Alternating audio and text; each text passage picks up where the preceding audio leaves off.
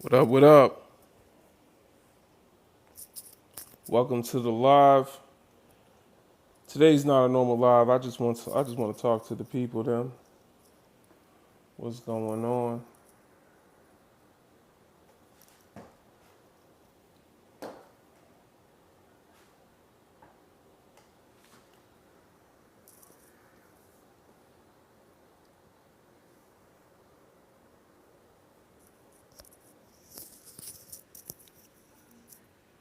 Ashayo to the Honorable Marcus Garvey. Yesterday was his. Was that yesterday? Yesterday or 2 days ago? Was that yesterday or 2 days ago? The 17th was his birthday. That was yesterday. Okay. Yesterday was the Honorable Marcus Garvey's birthday. The 17th. I get my days mixed up because I'm so busy working with black people to build things for our community that I get my days mixed up. But I say to the great ancestor, the most honorable Marcus Messiah Garvey. Big up to all the Garveyites, the Pan-Africans worldwide. Marcus Garvey said, Africa for the Africans at home and abroad. Africa for the Africans at home and abroad. Up, you mighty race, do as you will. You know what I'm saying? These are quotes from Marcus Garvey. All right, Ashe, raised on Garveyism. Ashe, Ashe. Marcus Garvey said we had to do what we have to do to liberate Mother Africa down to the last drop of our royal blood.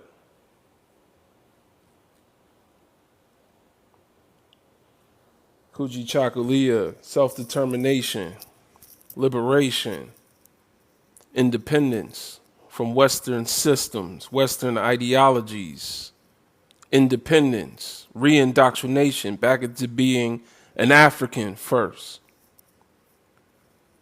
Because we've been indoctrinated into being so many other titles before centering our identity on a positive association with our African roots. The West has played mind games with us ever since we came on the bottom of ships meant for cargo, not human beings. We've been told that we are things like Democrat, Republican. We've been given all these different labels and titles. None of these labels and titles are the reason we were brought here in the first place. None of these labels and titles are the reason that we are still oppressed to this day and still don't have governance or dominance in any 10 areas of people activity. Economics, education, entertainment, labor law, politics, religion, sex, and war. 10 areas in which people groups interact with each other. None of which are maintained, dominated, and controlled by black people. All of which have been influenced by our oppressor. Yet we claim so many other identities. Yet we claim so many other ideological differences and claim that's who we are. So many descriptors even. There are people that prefer to be called biracial than to be called African or black. There are people that would rather be called a Hebrew. There are people that would rather be called an Israelite, a Muslim, a Christian. Call me anything. But that word that is the reason my people are oppressed. Some of us will even say, I have more in common with the Palestinian people. So I'll focus my efforts on liberation for another people group. What are we talking about? What are we talking about? Peace, Bubba.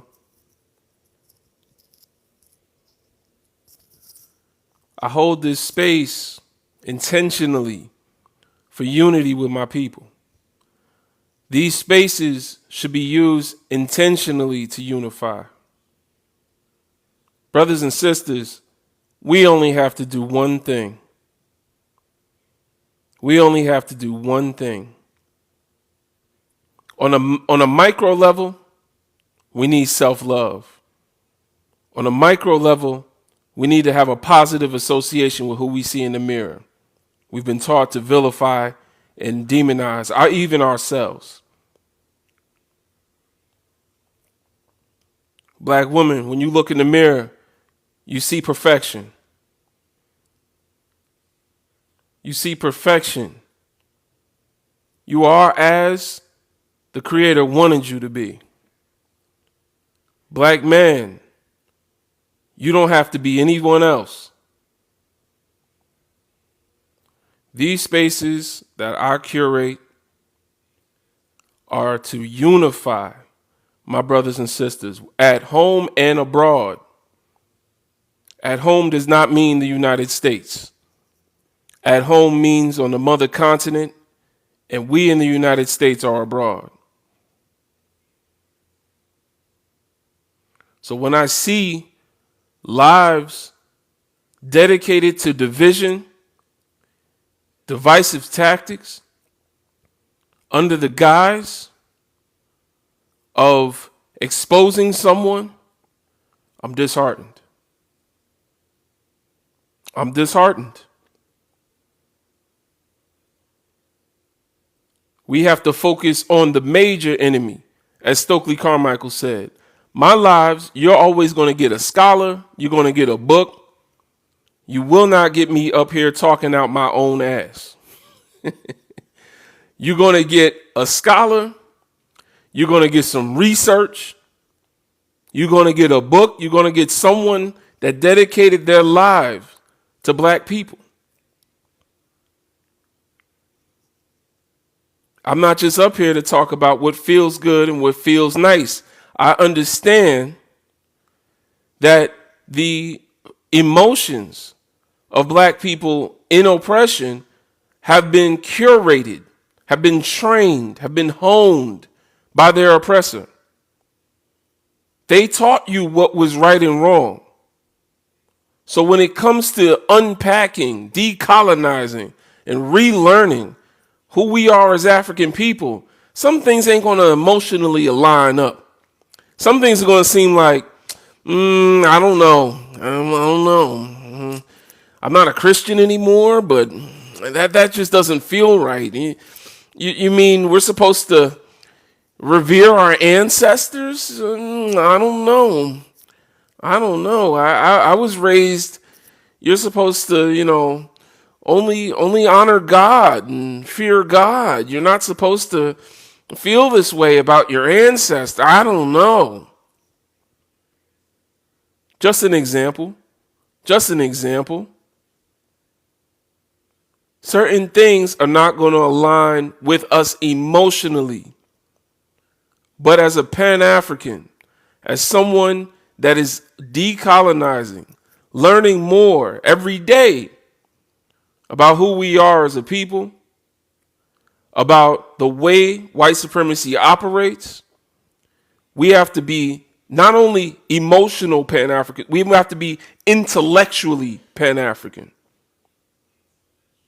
An intellectual goes where the evidence leads them. Peace, brown sugar. An intellectual goes wherever the evidence leads. You find new information, you form a new opinion. Now we're thinking critically.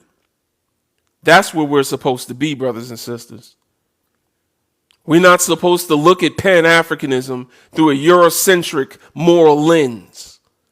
We're supposed to look at Pan-Africanism through an African moral lens.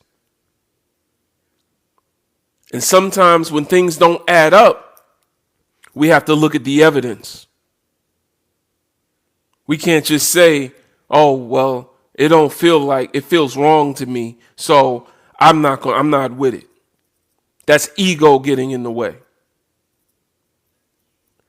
Ego will be the downfall of any brother or sister trying to learn more about Pan-Africanism. I'll tell you that much.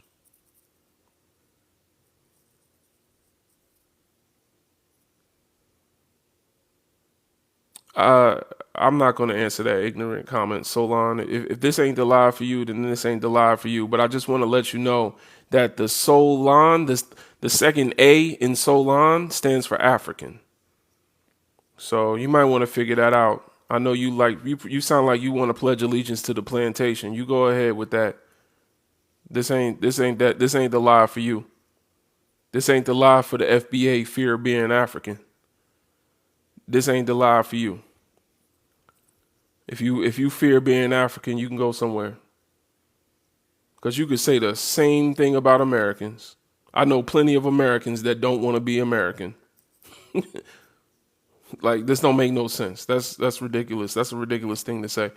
But either way, this live, like I said, is here to unify, come together with brothers and sisters, spread love, spread knowledge, and respect. Black people coming together and unpacking the harm that's been done to us mentally. Rita Walker has a book, The Unapologetic Guide to Black Mental Health. She said in it that a positive association with one's African identity is imperative, and it's a necessity for having good mental health. When you don't have a positive association with your African identity as a black person in oppression, you're more likely to unalive yourself, self-deletion. Dr. Amos Wilson speaks on the same topic. Dr. Juwanza Kunjufu wrote the Countering the Conspiracy to Destroy Black Boys. The book is about black boys.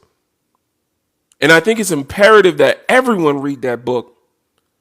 But it speaks on other topics as well, and what we as a people need to do mentally. European psychology is based on individualism. And European psychologists know this, but they won't tell it to you. It's based on the individual experience and validating your own experience.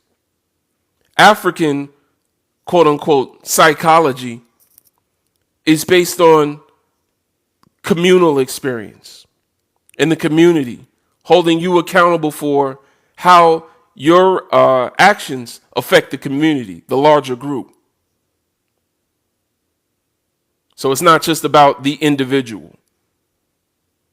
Europeans have always been individualistic because they come from a land that is resource deprived, and they have harsh winters where sometimes everybody can't eat and it's every man for himself. So it's me versus you over who's going to have dinner tonight. Shoot, sometimes they'd eat the other person. We come from a place where we planted gardens.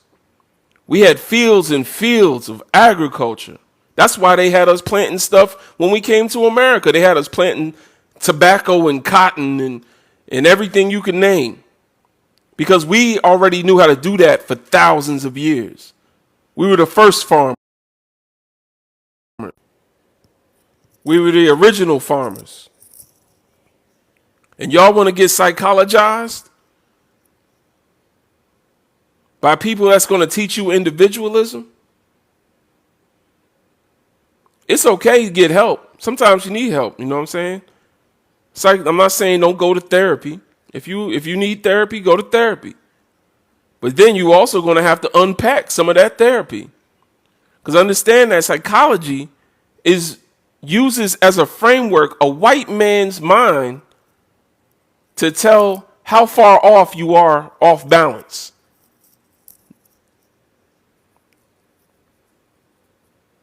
I don't know if y'all understand what I'm saying.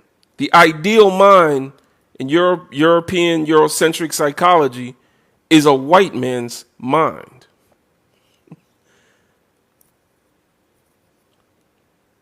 And so they base if you are sick or not based on how close you think to a white man. I'm no psychologist. Y'all could do the research for yourself. I recommend the book by Rita Walker, Dr. Rita Walker, The Unapologetic Guide to Black Mental Health. Right now, if anyone is curious, I'm reading Afro-Pessimism by Dr. Frank B. Wilderson, a book I've spoken on many times, and I've watched his lecture, but you can read these books like 5-6 different times and learn something new every time. Peace, CC. You can learn something different every time. The Grift. Okay, what's that? I want to know what that's about. I'm going to look that one up. Can you please put the author in the comments, Mia? The Grift. I didn't hear that one.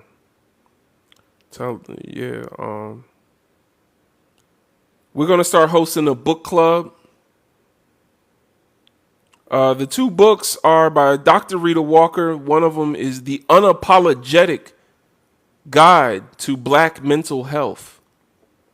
The second book I named was that Dr. Juwanza Kunjufu, Countering the Conspiracy to Destroy Black Boys. I think that was the other one I named. Dr. Juwanza Kunjufu, you ain't going to be able to spell that name. I could spell it because I practiced. Dr. Juwanza Kunjufu. Kunjufu. Kunjufu. Dr. Juwanza Kunjufu, Countering the Conspiracy to Destroy Black Boys. Honestly, you can say Conspiracy to Destroy Black Boys and you will see it. Basically, the reason for that title is white supremacy is directly meant to target black boys. White supremacy and racism directly target black boys. Not black men. Black men too. Black women too. Black girls too. But directly, the ones that they want to throw into the belly of the beast are the boys. The young boys. They are the furthest behind. They're the furthest behind. The new statistics on literacy rate for black boys lets you know. Look up the Matthew effect. Look up the Matthew effect. Matthew like Matthew, Mark, Luke, John. The Matthew effect. Look it up. There's a correlation between the literacy rates of a people, of a group, right? For this, it would be black boys. Their literacy rate is actually tied to the incarceration rate, meaning the less they can read on a 4th grade level, I believe. I'm not sure what grade level it is, but if they can't read by the time they reach the 4th grade, the chances of a black boy going to prison as a man skyrocket. And the literacy rate of black boys has done somersaults since 2020, and schools were shut down. So what does this say about the future of these black boys today? What does this say about the prison industrial complex that incentivizes black boys going to jail? What does this say about the adultification of black boys? The youngest person ever put in an electric chair in the United States was 14 years old. A 14-year-old black boy was put on phone books because his head wouldn't reach the part that the electricity comes out of. They set him up on phone books. There's a war on black people, and there is a direct bullseye on every black boy.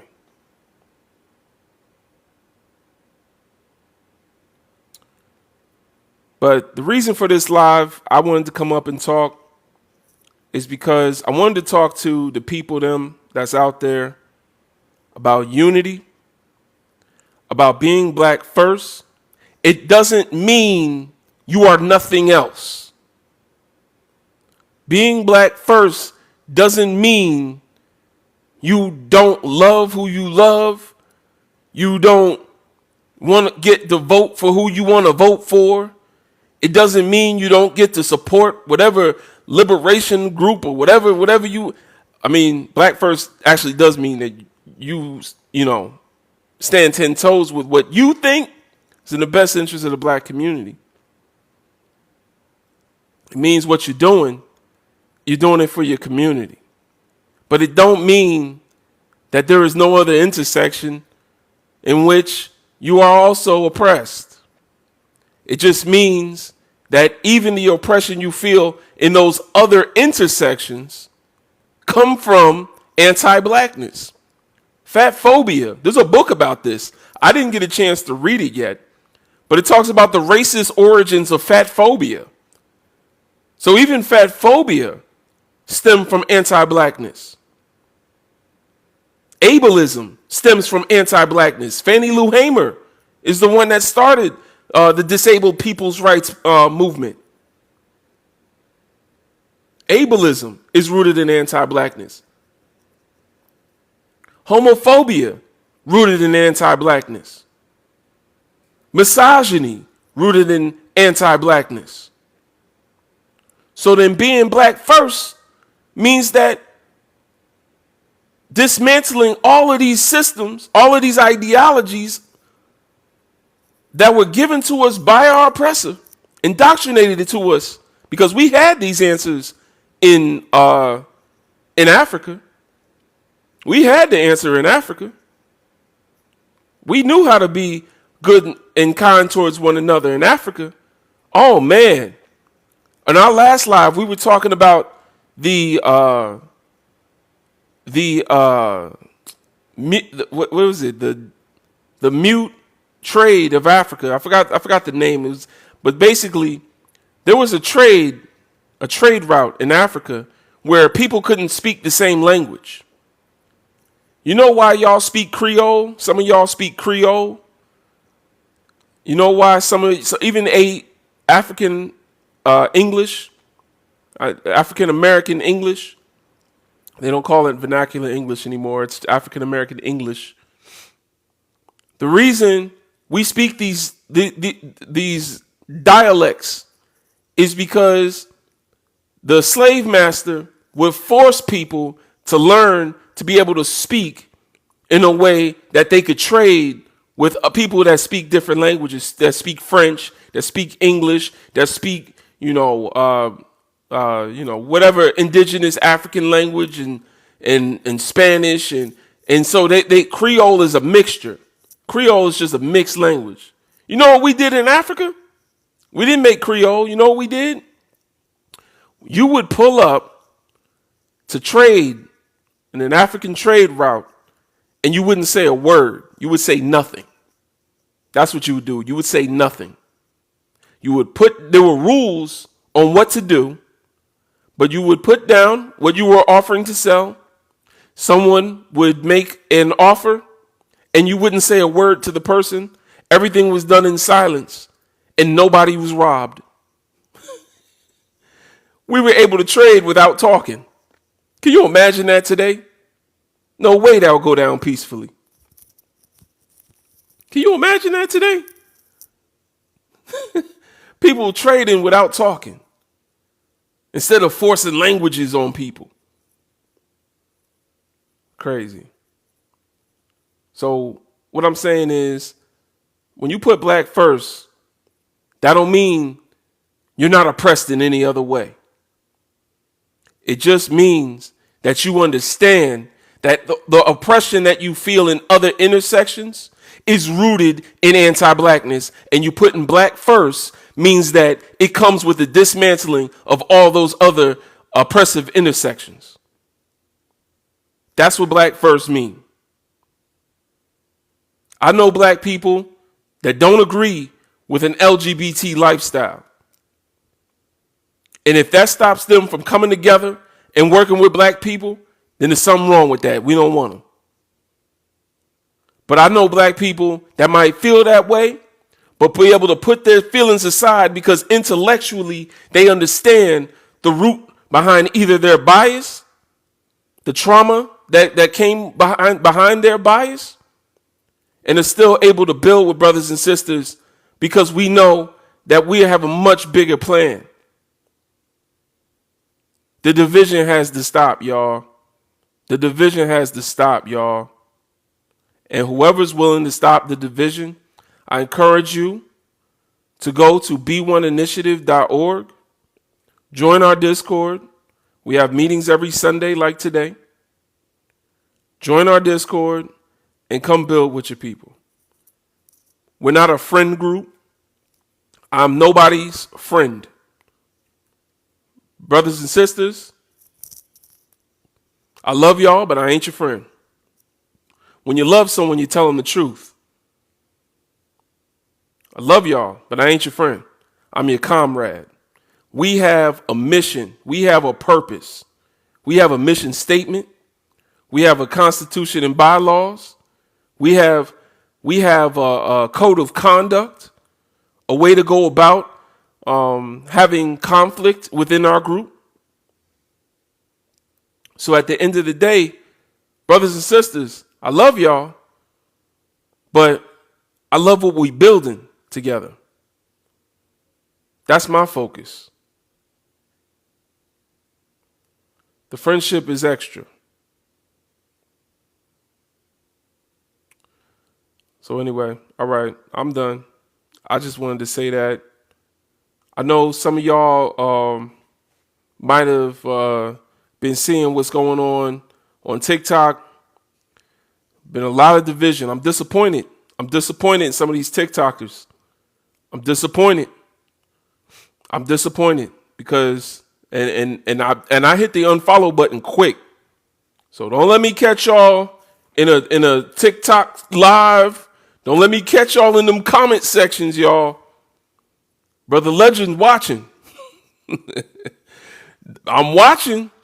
Don't let me, if I follow you back, do not let me catch you see-ooning. You know what I'm saying? The see-oons. Especially when you're being corrected and you don't want to listen. Don't let me catch you. And don't be coming on TikTok live to air out your feelings about what's going on with another black person. We have a space for that. We have a space for that. This app is built for entertainment. Ain't nothing more entertaining to a honky than watching brothers and sisters fight.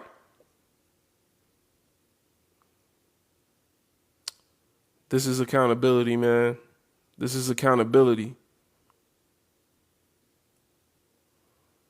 I'm telling you, CC. I'm unfollowing some people I'm very disappointed in. But it's all right. Because honestly, I want to unfollow almost everybody, to be honest. It's anyone that's not in B1 Initiative, I want to I'm telling you. But I understand that, you know, some people don't got time to be volunteering. So I'm like, all right, you know, all right. I'll check you out. But don't let me catch you. Don't let me catch you in these lives. Talking about you LGBT first. You not black first. You not pro-black. LGBT, I'll repeat it again, is an identity given to you by your oppressor. There was what we would now call, in the context of white supremacy, now that LGBT and homosexuality is something that has been codified and understood, there are now actions that you can look on the African continent and African history, and you will find that there were people that did some actions we would today call homosexual, or we would today call LGBT. But they didn't identify as that action. Do you identify by what you ate for breakfast this morning? Anybody in here had pancakes this morning? I did. Who had waffles? If I had pancakes, am I a pancakeist? Are you a waffleist?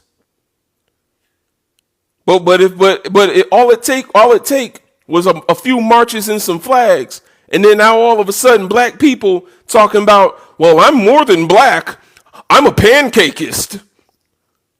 I ate cereal this morning. I'm a cerealist. I don't know. I'm more than black. I'm not just black. I'm also a cerealist. And I went to the grocery store and they didn't have any cereal. They were cereal phobic. No, you're letting the white tea man divide you. Someone said I'm a French toastist. Hey, you letting the divisive tactics. Now, in Africa, we would understand, you know what I'm saying, that in Africa, there was a lot more fluidity than the Europeans allow us in the West. There's a lot more fluidity. There's masculine and feminine energy. We all have to balance. I have my feminine energy, and I thank God for a wife that allows me to sometimes be in my feminine energy. That's all right. If you know what I'm saying, sometimes as a man, you have to be whatever your family needs you to be. If my wife needs me to cook dinner tonight, guess what I'm doing? Guess what I'm doing? If my wife needs me to watch after the kids, guess what I'm doing? You know what I'm saying? A man is what his family needs him to be at any time. And it takes balancing that masculine and feminine energy. That feminine energy is expressing your feelings, black man. Expressing how you feel.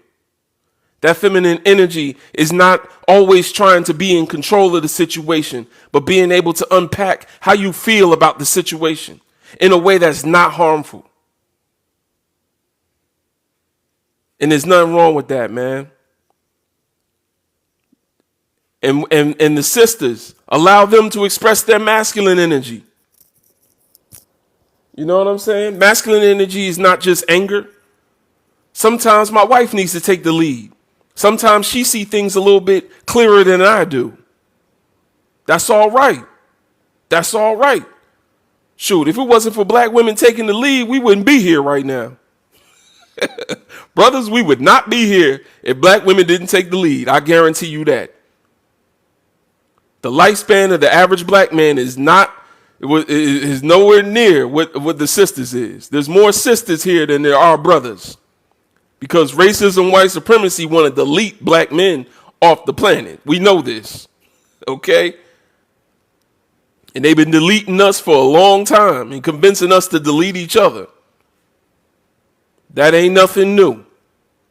So it took some black women to take the lead. It took Harriet Tubman. It took Amy Garvey, Amy Ashwood, when Marcus Garvey was in prison, and she wrote the Negro World newspaper and talked about how black women sometimes had to take the reins. It took Queen Nani and Amana Rines. It took our warrior tribes, our warrior women. People don't know this. People don't know this about Africa. That in some societies, the men would stay and protect the houses, and the women would go out and do the hunting, because the white man told you men hunt. The white man told you that men hunt. That men are the hunters. Meat, eat meat. I don't know why they do that. Burgers and hot dogs are manly. Yeah, eat meat. Drink beer, yeah. You know what I'm saying? Nah. Sometimes the women need to balance the masculine energy. But we have to have balance, y'all. That's the thing. All hairstyles are unisex. All African hairstyles are unisex. Whether it's locks, whether it's an afro, whether it's cornrows, whether it's a baldy. Shoot, some of y'all sisters look fine with your little Caesar. Some of them sisters got the perfectly shaped head to be walking around with a baldy, looking ethereal. The reason for this is because we understood in Africa that there was fluidity. We understood this. Europeans did not understand this. So they had to come up with LGBT. They had to come up with terms like homosexuality and homophobia. And they had to come up with these terms because they are thousands of years behind Africans when it comes to understanding how human beings operate. Let's be honest. When it comes to understanding psychology and working and what it takes for us to work together. Being black first means understanding the need for us to dismantle biases taught to us through trauma about how another black person chooses to live their life. So all we have to do is be black first. That's all I'm here to say, man. That's all I'm here to say. Anybody I catch talking about I'm not black first, I'm more than black. Listen, we ain't with that. We not doing that. That's like saying I'm more than black. I'm a French toastist. I'm more than black. I ate Cocoa Puffs. You ate Captain Crunch. I'm sorry. I'm just not like you guys. Peace, Gabe. Thank you for the gift. We're not doing that. We're not doing that. We're here to unify. Black first, B1. That's what B1 means. The name of our organization is B1 Initiative Foundation. B1 as in black first. Initiative meaning taking action. What are y'all doing? What are y'all doing for your people? Y'all coming on lives, creating little friend groups. But y'all ain't doing, and y'all putting up prompts about black problems, but not making black solutions. Putting up prompts about black problems, getting paid gifts by black people, but don't have nothing in your bio, nothing to address the problems that you're profiting off. Do you see how that's problematic? Does anyone see how that's problematic? If I'm profiting off a problem, right, and I'm putting the problem up on my live, getting people to come in and throw me gifts for talking about the problem, but I'm also not fixing the problem, that means I need to keep the problem going in order to keep getting paid, right? That means I need to keep the problem going. Look at the link in my bio. We got solutions. I take 6 meetings a week with brothers and sisters in B1 Initiative, man. Big up the B1 Initiative. Working with Pan-Africans across the country, across the world. Exactly. We're about solutions. Talking with Pan-Africans across the world, Garveyites. We're not here to be your friend. We're here to be your comrade if you're working with us, if you're building with us.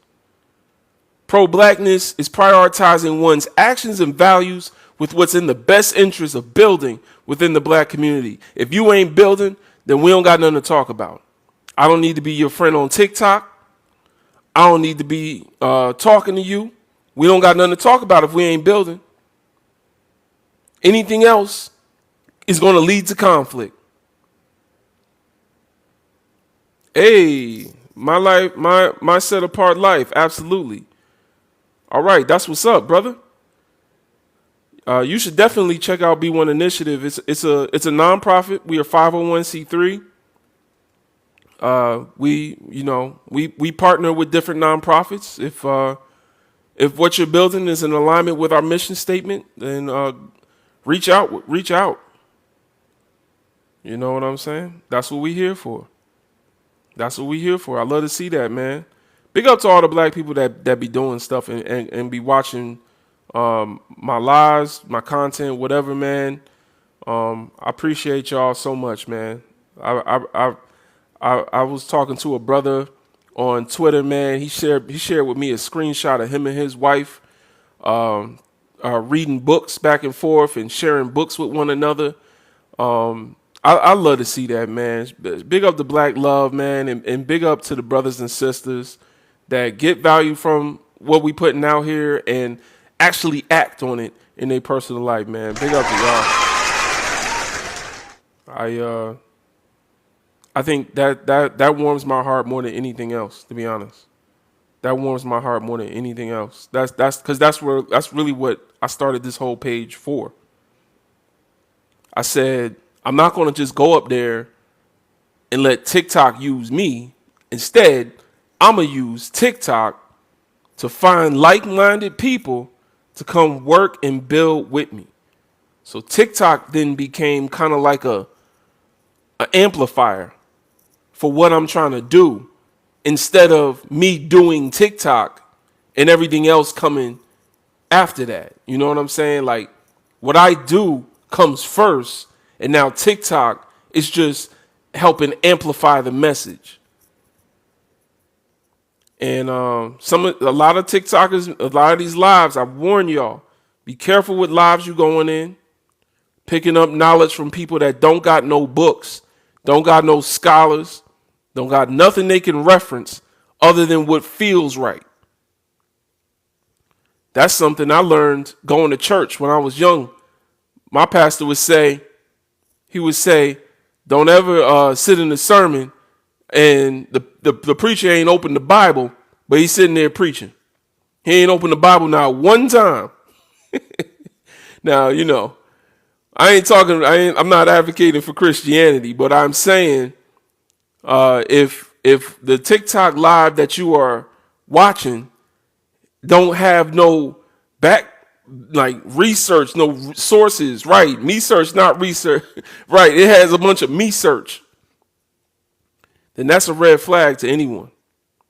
Don't look for intellectual Pan-Africans, not just emotional Pan-Africans, not just people that's going to say emotional things that sound right and get you nodding your head and saying, you know, ashe, you know, nah, We checking biases, we learning, we unlearning. That's what it's about. So when we say black first, we do not mean that you can't live your life how you want. We mean when we put out the siren call for brothers and sisters to come together and work, that you are doing that work, that you have prioritized your community and people that even might disagree with you. But because we have a shared interest in liberating black and African people, then we can still come together. Anything that is a reason why you can't come together, that is given to you by your oppressor, is anti-black. That's the thing. These other identities are not inherently anti-black. It don't help black people really for you to be a Democrat. It don't help black people for you to be a Republican. But when you say that you can't unify with black people because you're a Democrat and you don't want to work with Republicans, now being a Democrat has made you anti-black. When you say that you're LGBT and you don't feel safe around straight black people, which even straightness is not real. Even straightness, the idea of someone being straight is Eurocentric and not clearly defined. But, and it's a very small box to put yourself in. It limits your emotions as men. I'm sorry, I'm a man. Being straight has done quite a number on black men. It is. I'm gonna be honest. As a black man, I'm telling you. Listen, y'all. It's a lot to unlearn, man. It's a lot to unlearn, man. You cut off from so many emotions, black man. Just cut off from so many emotions because somebody's going to think you sus. Because somebody's going to think something about you. You so cut off. We can't even be human when we call ourselves straight. You know what? You know what the most human identity you can be, black man? An African. The most human identity you can be is an African. For 2/3 of human history, every human was an African. That's the most human you can be. So, you know what I'm saying? Like, if you to this to come and join us, if you to that to come and unify, if you can't come build, we don't need you around. That's all right. But you are letting that get in the way of you doing something constructive towards your liberation, which is ridiculous to me. If me and you are both in a fiery furnace and we are both burning up, instead of us trying to open the door to get out the furnace, we sitting in here arguing about how straight people are burning more than gay people and gay people is burning more than straight people. And we sitting here talking about I'm a Muslim and you don't understand. We burning up. We all just burning up together. Nah, we supposed to be doing something constructive to get our black asses up out of this oven. How about that? Can we do that first? Can we do that? If we stop at every intersection, we'll never get where we're going. But that is not to say that your oppression is not unique to your intersection. Can y'all hear nuance through these phones? Can y'all hear nuance through the phone? Or is everything a dichotomy? Does everything come out binary through the phones? I know what guys, these apps is a bunch of ones and zeros. Can y'all hear nuance? It's okay. It's okay to be whatever you want to be. But all we ask is that you identify as African before you come and try to work with us. Because Africans are the most diverse people group on the planet. Ideologically, genetically, and in every other way. Ethnically, phenotypically, anything you can name. We got it all. Ain't no such thing as being more than black. Ain't no such thing as being more than African. Africa got it all. Come on, we've been the most accepting people. Don't fall for the feminism debate. Something created by white women to give themselves a foothold, a foot up above black people at a time when they were afraid that black men would get the vote before they would. Don't fall for that. Being an African, identifying as an African, means you love our women. We were the first people to say in our Constitution, in the Kurukan Fuga of, what year was that? 13th century? What year was the Kurukan Fuga of the Mali Empire? Somebody know? Does anybody know? The Kurukan Fuga. Y'all can look it up. It's a historic document that predates the Constitution that said women are to be respected in society and have the same rights as men and the same rights as anyone else. But also, you were to respect them or face judgment under the law. The white man ain't write that until when? 1226, that's right. Yeah, I knew it was 13th century. Yeah, 1226.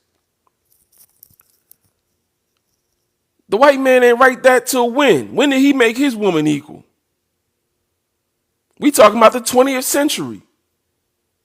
We went from the 13th century to the 700 years later. He was figuring that out and still ain't figuring it out.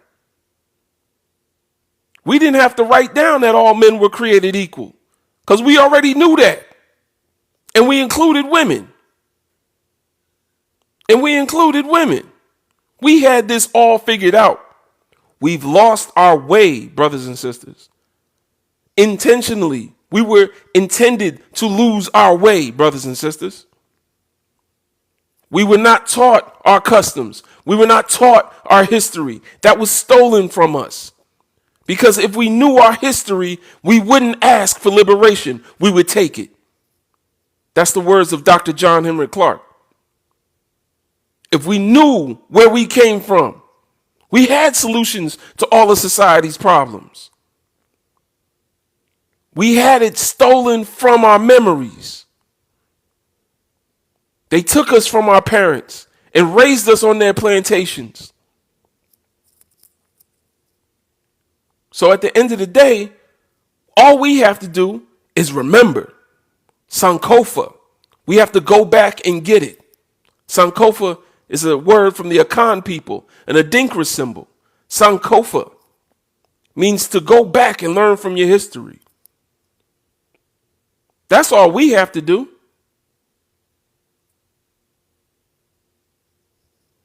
All right, y'all. I'm done. I'm listen, I had to preach today because I don't feel like arguing with nobody up on here. I don't feel like that's constructive. I have seen a bit of drama on these TikTok streets, and I wanted to address and remember, refocus us unifying and coming together as Africans first, and everything else will be solved along with that. It doesn't mean not African first and you can't express any other ideology or any other nothing else. It means African includes everything else. Anti-blackness is the basis of fat phobia, ableism, homophobia, misogyny, patriarchy, whatever you want to name. All of that stuff. There's books on all of this and how it relates to anti-blackness. That's where it all comes from. Being black or African first is a retention of your African identity and a rejection of white supremacy. When you reject white supremacy, you reject homophobia, ableism, you reject misogyny and patriarchy, and you decide to come together with your brothers and sisters. It's a message of love, self-love that is needed. The only reason Africa was ever colonized was because the black people on the continent were divided. Division caused our downfall. And division remains to be the reason of our downfall. When the Europeans came to the African continent, we didn't look at each other as brothers and sisters. We just said, oh, those people over there, yeah, we know them, but they ain't us. So Africa being the most diverse continent of all of them, that diversity existed because we lived in peace. We lived in harmony. Unlike the Europeans that were dominated by the Romans and forced to come together, in Africa, we lived in peace. So we were okay with diversity. We were okay with not being part of them, but we cool with them. We all right. We got our own shit going on. We were okay with that. Europeans, Roman Empire said, nah, we taking over all of Europe. The Asians, Genghis Khan said, nah, this is all mine.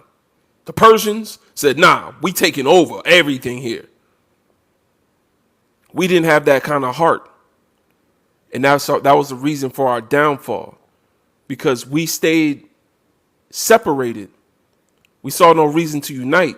Well, I'm telling you now, we either going to unite or we're going to perish as a people. So which one do y'all want? We either going to come together or we're going to continue to face the same problems. Y'all going to continue to split yourselves up by these identities that didn't exist before our oppression? Or we're going to come together and build systems and build resources for the next generation to pick up the baton, because we know that this liberation is probably not going to happen in our lifetime. There may be an improvement by the time we're older, but at the way it looks right now, we need another 400 or 500 years, y'all. We maybe need 1,000. Might need a millennia. I'm telling you, the way it looks right now, we're going to need some time. The moment you were born in a world dominated by racism, white supremacy, your duty became to free Mother Africa and her children for the next generation, so that one day a black child would be born in a world where racism, white supremacy is nothing but a distant memory. The reason you fight, the reason you build, the reason you work with black people is not to liberate us today. It's to liberate our children, our grandchildren, our great, great, great, great, great grandchildren. We have to think more long term and stop thinking in survival mode. A survivor only thinks in the moment. On the plantation, our ancestors only thought day by day, in the moment. And that's part of the culture that they passed down, unfortunately. That we only think for the today because we don't know if we're going to be here tomorrow. Well, it's time we start thinking about tomorrow. That's what Dr. Amos Wilson says in The Blueprint for Black Power. If y'all want to check out that book. I'm telling y'all, I'm just regurgitating books to y'all. I ain't a preacher. This ain't a message from, this is a message from the creator. This is a message from the ancestors. You know, this ain't a message from, this ain't just, oh, I feel this way. I feel that way. No, I read. I study. Dr. Amos Wilson, look up The Blueprint for Black Power, and you will find that he more eloquently states what I'm talking about right now. How the survival mode has been passed down generationally in our community, and we need to think more long term if we're going to survive. Dr. Barbara Sizemore, that talks about how important it is for us to unify and nationalize. This is coming from books. This is coming from doctors. That's what I'm saying. So y'all be careful out there, you know what I'm saying? Be careful out there with some of these lives y'all be on. If y'all have any questions about Pan-Africanism, if you're on your black consciousness journey and something just don't hit right, it just don't feel right, it just, I don't know, you telling me I gotta do this? You mean hold on, man. A woman's place is in the home. A woman's place is in the kitchen, you know. And I just don't know, Brother Legend. You talking about these black women are supposed to be empowered, and you telling me I'm supposed to be cooking too? And what are you talking about, Brother Legend? Listen, I got books for you. I got put books on your head top. Bun up. Books on your head top. Fire. Got you. I got books. I'm going to flame you with books. Nothing but books for you. Got books. I got lectures. What do you want? You're not a visual learner? You're not a visual learner? I got you. Peace, Steph. What's going on, sister? I got you. Whatever y'all need to learn, I will send to you. DM me. Let me know. Do not DM me no bullshit, because I do not reply to people's DMs very often. Join B1 Initiative if you want to reach out to me direct. But I will send you a book. I'll send you a book. But do not DM me on some bullshit, because some of y'all white people be DMing me talking about I'm divisive and all this other stuff, when y'all ain't heard me talk about nothing up here but unity. We just not unifying with white folks. And they get mad because they've been trying to unify with us. That's the reason that they stole us from the continent of Africa in the first place. They can't stand when we talk about unifying without them. They want to unify with us so bad They stole us from our land in the first place. They can't stand it when we talk about leaving the plantation. Oh my goodness. Y'all are still operating in your clan ancestors' energy. The memory of your clan ancestors. Y'all trying to remain part of the conversation. But anyway.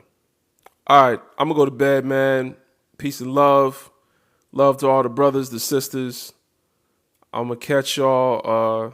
I'll catch y'all tomorrow. I'll come back up tomorrow. We'll have a regular live. Black laws for black liberation for all black people. Free Sudan, free Haiti, free Congo, free Libya, free South Africa, free Kenya, free Nigeria, free Jamaica, free Brazil, free Dominican Republic, brothers and sisters, free brothers and sisters in the East, the West, the South of America, free brothers and sisters in the North, all the way up to Canada, man. Free my brothers and sisters in the UK. I see what's going on with y'all. Everybody everywhere, all the melanated African descendants of the world, man. Keep loving yourselves. Keep one eye open. You know what I'm saying? Don't let me catch you out here dipping your toes in the mayonnaise on these TikTok lives. And don't let me catch you in the comments. I will unfollow your ass fast. I'm gonna keep my peace. Tell you now. But all right, y'all. One love, Asheo, to the great ancestor Marcus Garvey, whose birthday was yesterday. Peace and Pan-Africanism.